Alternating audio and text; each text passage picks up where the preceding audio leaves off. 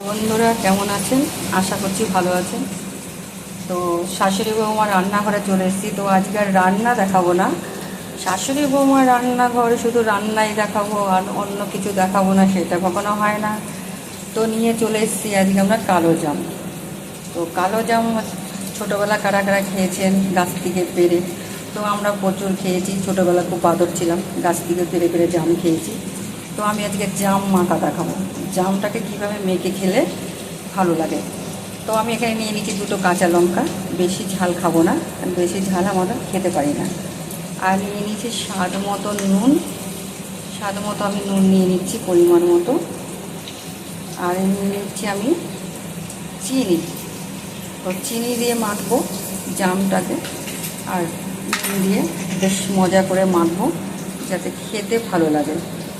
তো আপনারা কারা কারা খেতে ভালোবাসেন জাম? তো আমি অতি অবশ্যই কমেন্টে জানাবেন এরকম জাম মাখা কাদের কাদের প্রিয়, এরকমভাবে খেয়েছেন বা খেতে ভালোবাসেন। তো শাশুড়ি বৌমা শুধু সব রকমই খাবে, ঝাল টক মিষ্টি সব রকমই দেখাবে এবং সব রকমই খাবে।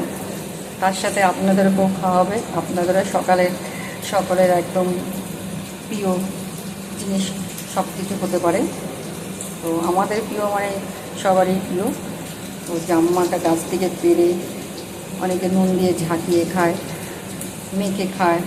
তো এখন আর সেই গাছপালা মাঠ ঘাট কোথায় পাবো বলুন? তো সেই জন্য কিনেই আনতে হয়।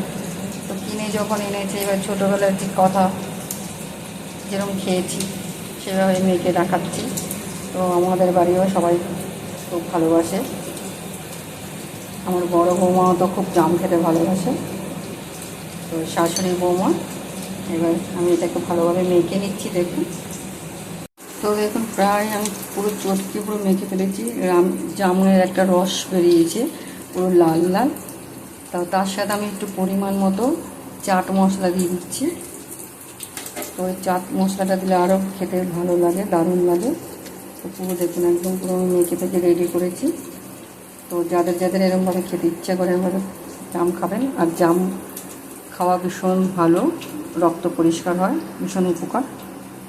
তো এবার জাম মাখাটা আমরা সবাই মিলে খাবো মানে সবাই মিলে, আমি আমার কর্তাই খাবো, বাড়িতে কেউ নেই, সবাই বেরিয়ে গেছে অফিসে। তো আজকের মতো টাটা, সবাই ভালো থাকবেন, সুস্থ থাকবেন।